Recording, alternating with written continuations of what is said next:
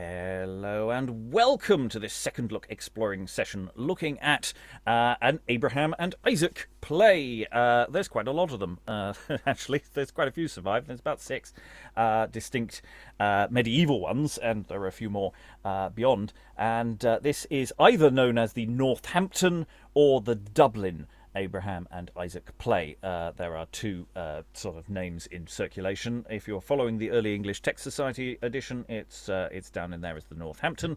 But I say other places call it the Dublin, just to be just a little confusing, as it were. It's a short play, and we've done, I say, quite a lot of Abraham and Isaac plays now, but this one features not only the usual suspects of Abraham, Isaac, angels and God, but also has Sara as well. So we have more of the family unit. Sometimes the wife is mentioned in passing or in detail, but here we actually get to meet everyone, and we're going to be doing a second look, which means we're going to be running through this at pace without any stage directions or discussion, and see what we get out the other end. Just a general note to say that in theory, when Abraham moves to the location of the sacrifice, he's actually riding on a horse. So we have horsey action. I'm not going to ask Abraham to, I'm not going to do clippy clop noise or anything. Don't worry. Coconuts. But otherwise, the stage directions we have, which are in Latin, are basically about angels descending. It actually doesn't quite say that just lands on the ground. It doesn't necessarily suggest precisely what that means. But I'd go with descending angel. But yes, we start with Deus and the angel, and we move to Abraham and the family unit, and the story progresses much as you would expect. So reading today, Isaac is. Hi, it's me. I'm Eric. I'm here to be your stunt person for the day. And reading Abraham is Lois Potter here in London. Reading Deus is Kyle in Tucson. Reading the angel is Not angelic, but Lynn, coming to you from the northwestern United States. And reading Sara is Aliki, Chapple, typecast as usual. And I'm your host, Robert Crighton. I will be reading nothing. I'm just going to be sitting here making textual notes as we go along and trying to get the script more up to date, which is slightly harder to do with anything that's a bit medieval, because you have to start making decisions that sometimes are better than others. So without further ado, let us go and visit up in heaven God and the angel. Of all thing there was, I am the beginner, both heavenly and earthly, and of them that been in hell, at my bidding was wrought both good man and sinner. All enjoyed to have dwelled till Adam to sin fell. His unkindness hath displeased me, truth for to tell. For many a thing made I for his joy and dalliance. Why should he displease me that I loved so well, and commanded him but one thing, and yet he forfeited my pleasance? But yet, since he hath displeased me, I have made providence, that ander of his kind shall please me again. He which have ever be my servant in all manner observance, Abram is his name, my man that cannot feign, but ever hath be true. Here before he requireth me high, to have a child of his body, and I granted him, and he hath on readily. Isaac full fair of hue, of all thing earthly, I wot well, he loveth him best. Now he should love me most, as reason would and skill, and so I wot well he doth. I did it never mistrust. But yet, for to prove him the truth will I fell, mine angel go to Abraham, that I love right well, and say that I commanded and charged him above all thing, the first deed that he doth, or meet other mal, to make sacrifice unto me of Isaac, his son, Ying. O blessed Lord, I am ready at thy bidding to do that shall please thee in heaven, earth, and hell. For all these owe to thee obedience above all thing. This message unto Abraham, thy servant, I will go tell. Then hie thee that thou were on ground, I do not but to assay him, and if he do it, I will not dismay him. Of his sorrow I shall delay him, and for one child increase him 1,000. O great God on high, that all the world madest, and lendest us our living here to do thy pleasance, with sweet comfort of the earth all our hearts gladdest, to thee be honor, to thee be joy, and all due obeisance. And highly, Lord, I thank thee, that so makest my purveyance to provide ere I die a child of mine own body, to rejoice that thou gave me an earth to my dalliance. And to please thee, sovereign Lord, I shall charge him perfectly, Isaac, my son so dear. I have been out all day. Now shall I go home, and to my wife I say, there shall I find both tway, Sara and Isaac in fear. Abraham, Abraham, Already? Who calleth? Lo, here I am.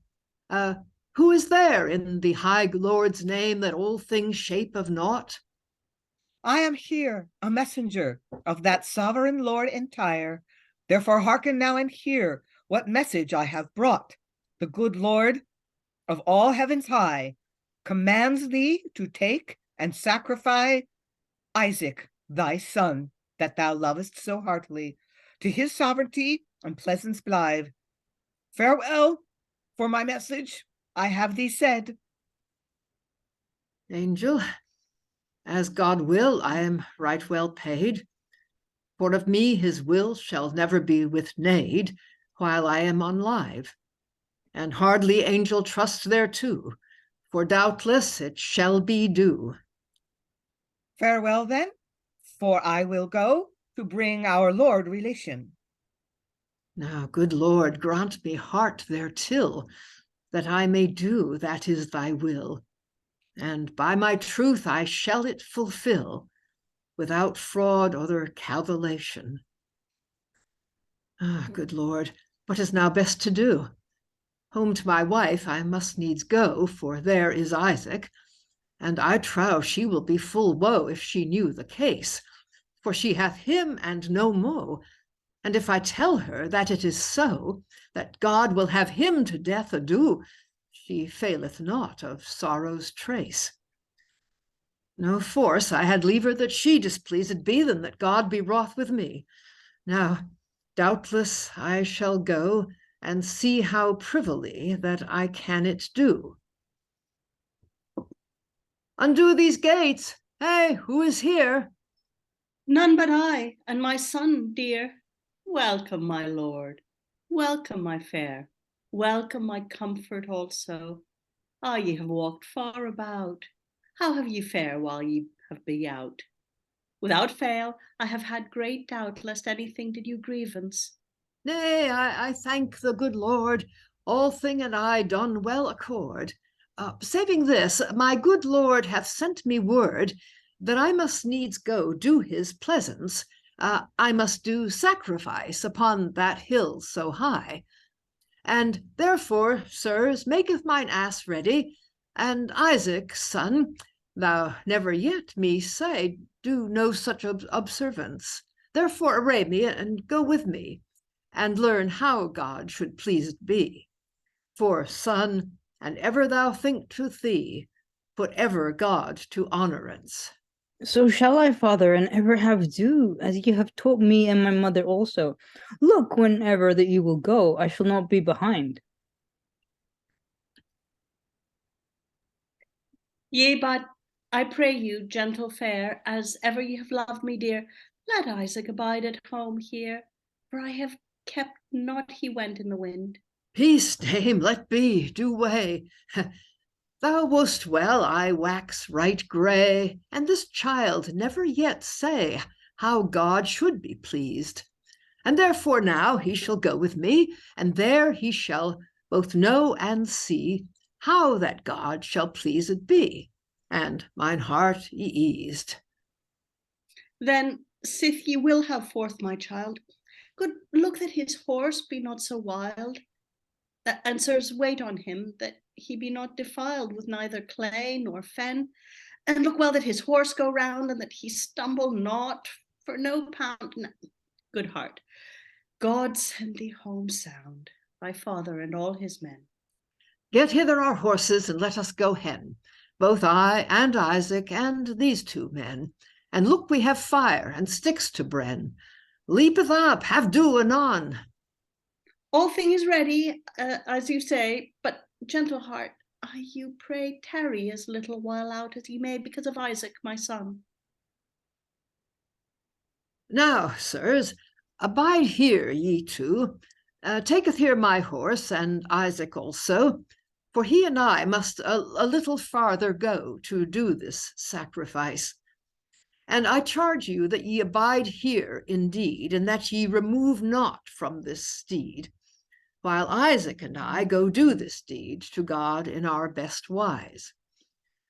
Come hither, Isaac, my son good. Take up this fire and this wood. Spare not thy clothes, give me thy hood. I shall not cumber thee sore. Now go, father, that this deed were hide, for this wood on my back is well tied. But where is that quick beast that shall be sacrificed, behind us or afore? Son, care not therefore on never aside, but let God alone therewith this tide, and for our way he shall provide, and defend us from fear. Ah, son, I have espied the place that God hath provided us of his grace. Come on, son, a right good pace, and hie us that we were there. Now, Isaac, son, I may no longer refrain, but I must tell the truth certain. And therefore, look thou be not there again, but do it with all thy will. The high God that all hath wrought commanded me that hither thou shouldst be brought, and here thy body shall be brought to naught, unto sacrifice on this hill. Lay down that wood on that altar there, and fast deliver thee, and do off thy gear.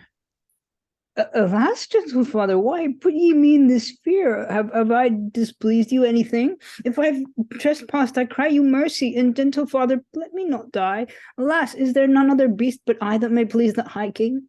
Nay, son, to me thou hast do no trespass, but thou hast my blessing in every place. But I may not forfeit that Lord's grace that all thing hath me sent. For an it should be after me, I'd liever have slain all my beasts than thee. But his will needs fulfilled must be, and truly so is mine intent. Alas, what have I displeased this Lord of bliss, that I shall be martyred in this miss? But, gentle father, what my mother of this, that I shall be dead? She, good Mary's son, Christ forbid. Nay, to tell her it is no need. For when that ever she knoweth this deed, she will eat after but little bread.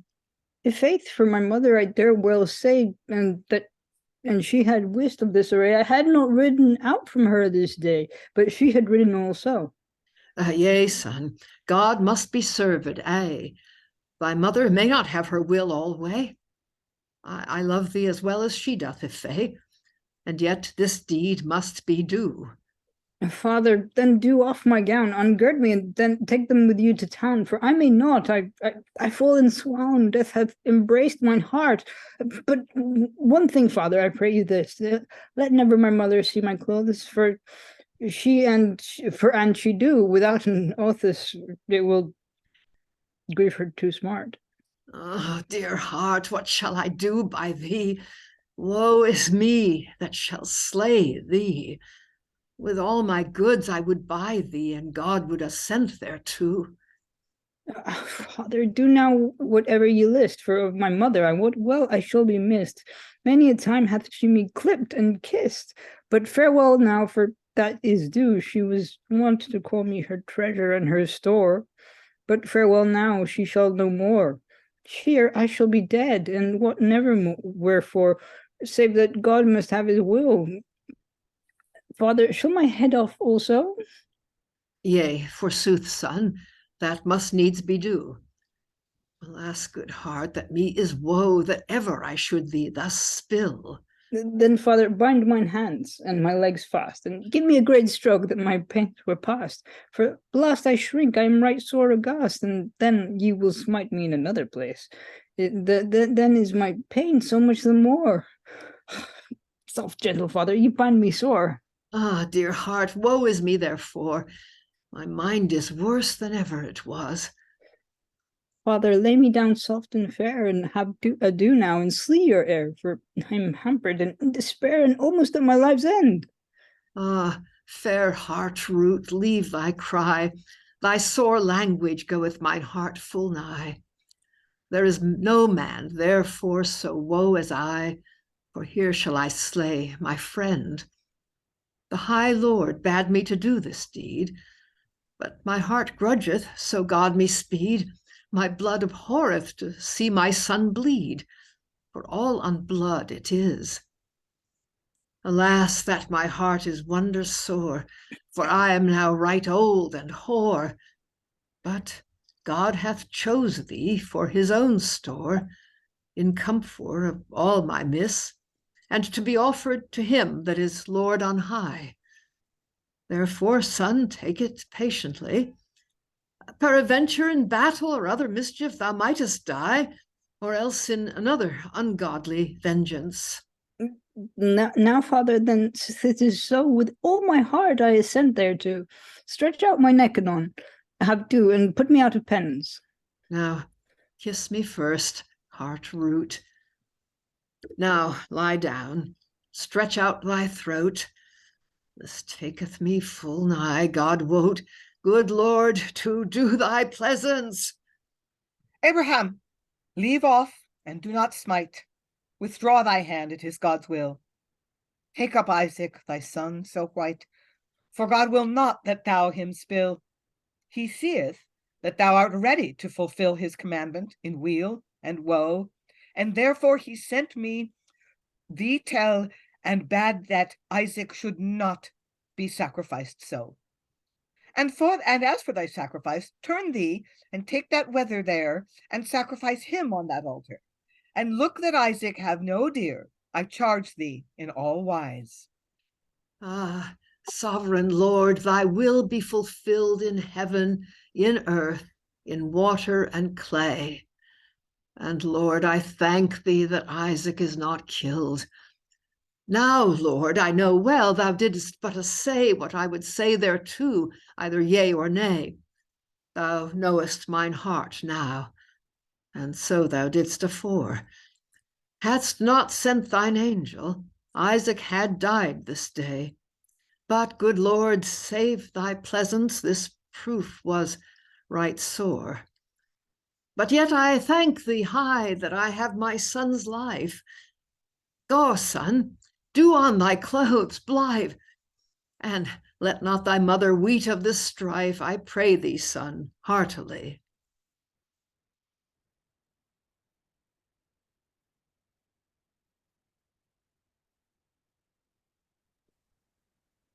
Abraham, look up and hearken to me.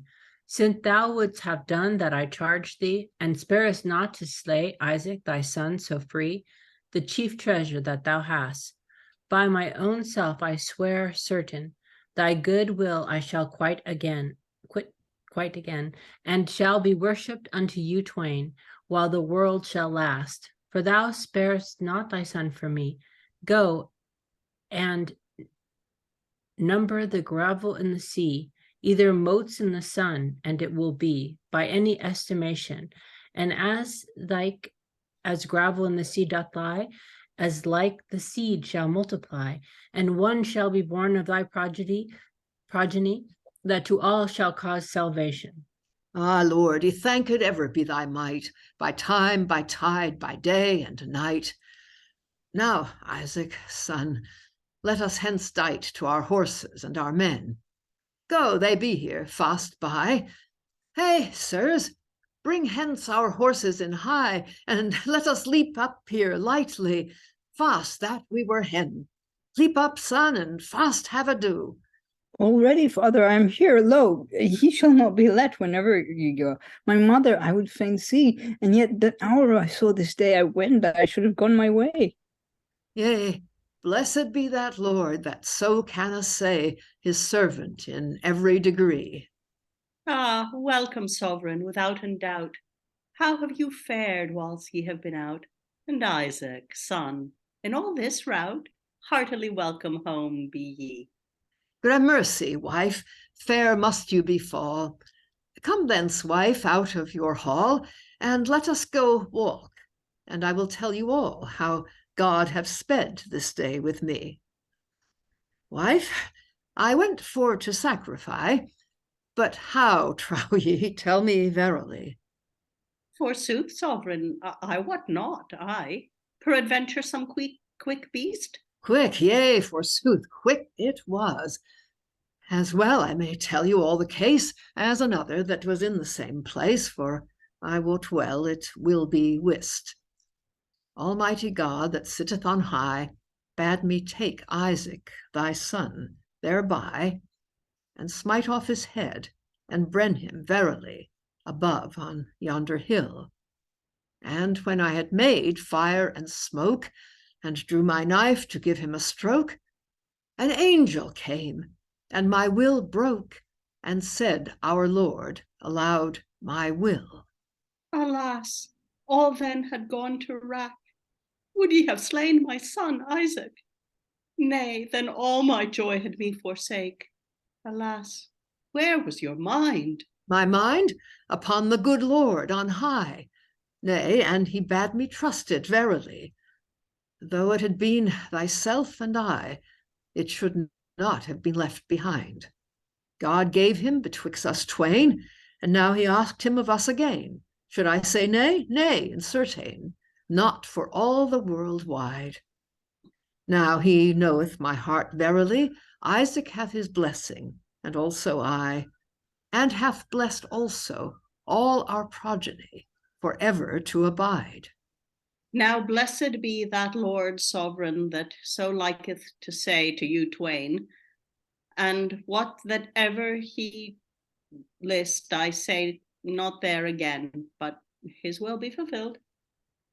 Isaac hath no harm, but in manner I was sorry, and yet I have won his love truly.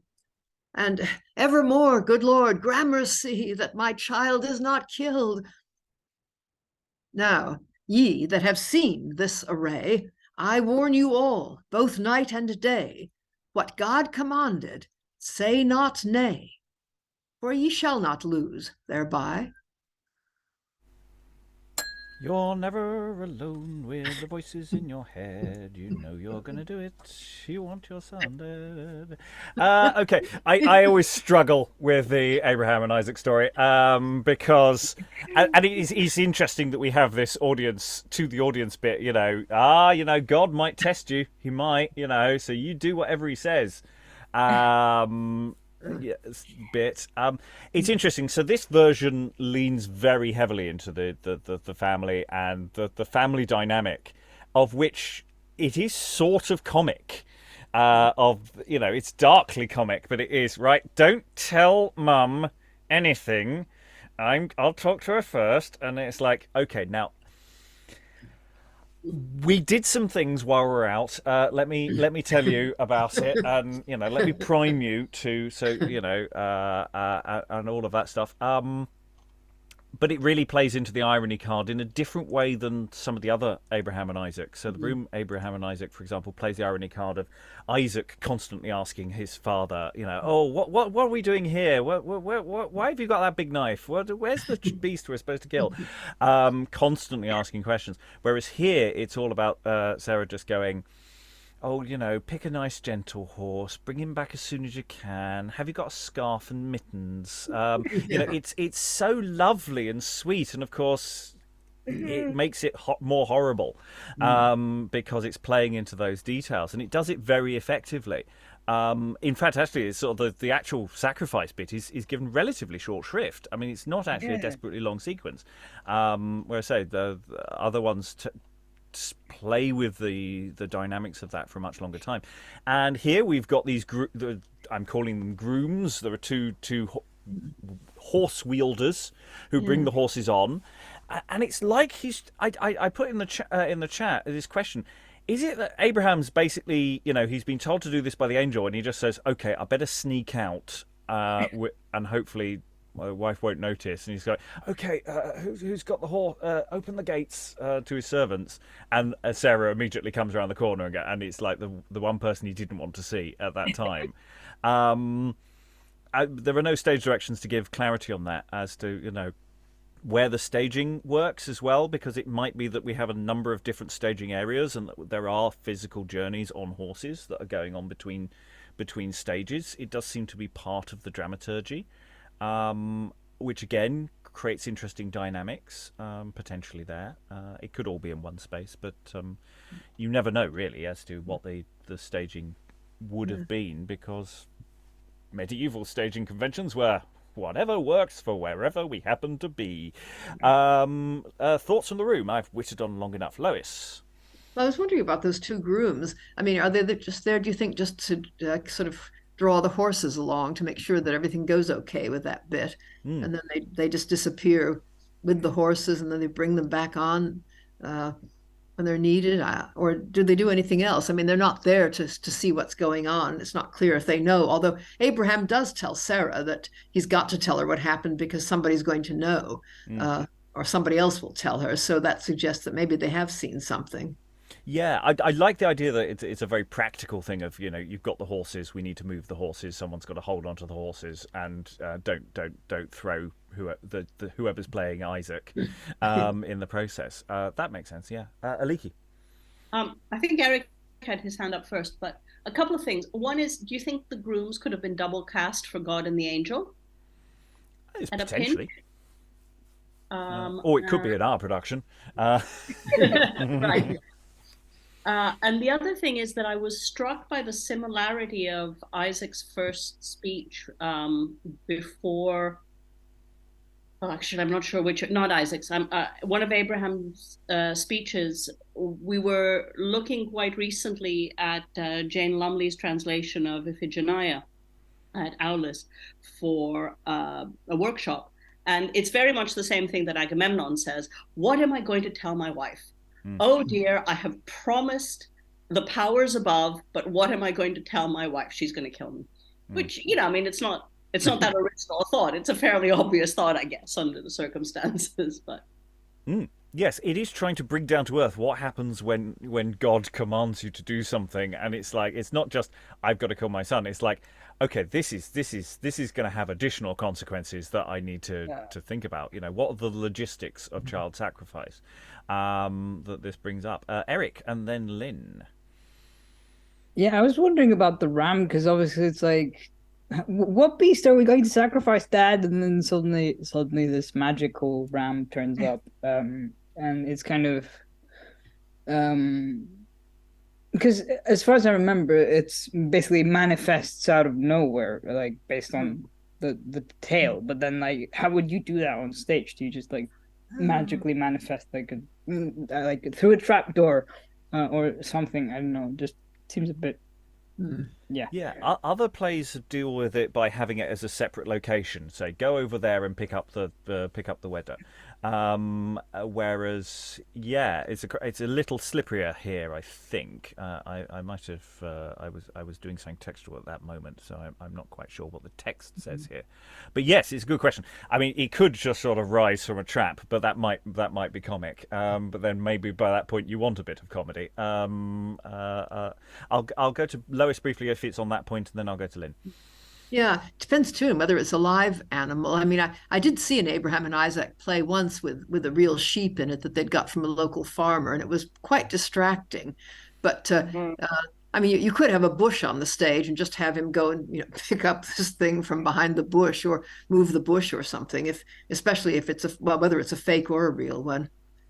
Was there a moment in the text for the actual sacrifice was there a sort of a gap for it anywhere, or was it just sort of inferred? I didn't notice a particularly weather-shaped sacrifice moment, but I could be wrong. Yeah, no, maybe during Abraham's speech there, just before the arrival of God. So yeah, maybe there is a point in there, because that's the other practicality. If you're actually going to do the sacrifice, how do you demonstrate that without actually taking out one of our sheepy friends? Yes. Lynn. I was actually had a thought about, how am I going to tell my wife? Doesn't Abraham say something like, I'd pretty much just as soon have God mad at me as my wife. It's pretty close there, what's the lesser of those two bad situations, is having your wife furious with you or God? Yeah, I mean, it's it's the way that I say that it plays that throughout, and it really plays that card as a constant thing. It is asking, what is going to go through someone's mind who does this, and ask the audience to think the same. I think that is what the dramaturgy is really pushing you, because it's a difficult story to take, and when you start trying to act out a story like this, which when it's told bluntly as a story, isn't really interested in psychology. The moment you try to act one of these kind of stories out, then you start applying psychology to it, and that's what pretty much all the Abraham and Isaac plays do. Actually, the best ones add psychology and questions of humanity, which is always pushing against that idea. Medieval drama doesn't do psychological naturalism. Well, to a degree, it does. Actually, it does certainly, and these are really good plays for that. As an example of that, they may be in formal verse and shouted on the streets, but that doesn't mean they're not getting inside people's heads. Kyle. Yeah, to that, when Isaac is so concerned about how his mother is going to respond, more than even it seems like his experience, it really becomes kind of poignant at that moment. It seems like hard to stomach, though, at the same time. Yeah, especially when because we've got other details there at that point as well, like don't tie the ropes too hard. Ow. He's talking about very physical, very literal things that have to be enacted, and when you are tying up someone for sacrifice, how tightly do you tie them? Because you don't want them to escape, but you don't want to hurt them. But hey, you're about to kill them. It's so many questions that I'm really not sure I want to be thinking about in great detail.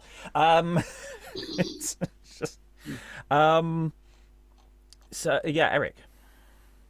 Well, it's also that bit about sort of stretch your neck out, and I will stretch my neck out here. And it's like, okay, obviously on Zoom, it's like kind of hard to do. But I imagine that because he ties him to the altar, if I remember correctly. So basically, or Hawk ties him, I'm not entirely sure.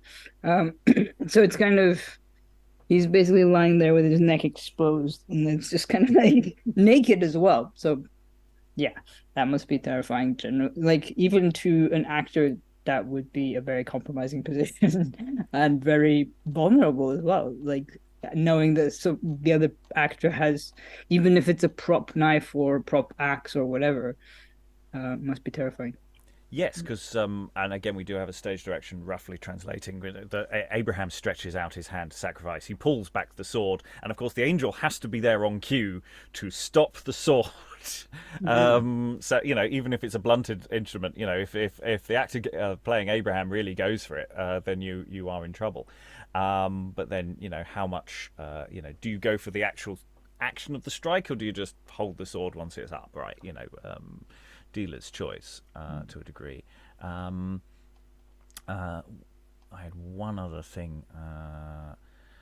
No, I don't really. Any other final thoughts on this one? It's one of the more effective ones. Some of them are a bit too short shrift. I still think Broom wins as the most detailed and the most terrifying encounters of these plays. But this one has a lot going for it. I really like the fact that you have the whole family are actually depicted and not just talked about. There's an awful lot of talking about what will mother say in some of the other plays, but this one really delves into it quite deeply. Right, Aliki. No, I agree. I think that this was really quite affecting. So yeah. So once again, it's a small cast. If we're doing it as a podcast, we don't even have to have the additional grooms or the horse. They can just be sounds, so we don't have to worry about them. So it's only 5 actors, and it's not very long. So this is actually quite high up on my list of probable quick shows. I try to avoid doing Abraham because I've done quite a few things on Abraham and Isaac because there's quite a lot of them, and it does get a bit bread on bread. I might hold it back for a while, but it is relatively high on the to-do list. I also quite like to do the mystery plays that are not attached to a cycle, like this one is. This isn't associated with any specific tradition, so tends to get perhaps a little more overlooked than ones that are already ensconced in an established cycle like York or Chester, etc. So it gets a little additional brownie points there. Anyway, all that remains is thank all the wonderful readers for all their wonderful reading. Thank you very much, everyone, and goodbye. Alas, where was your mind?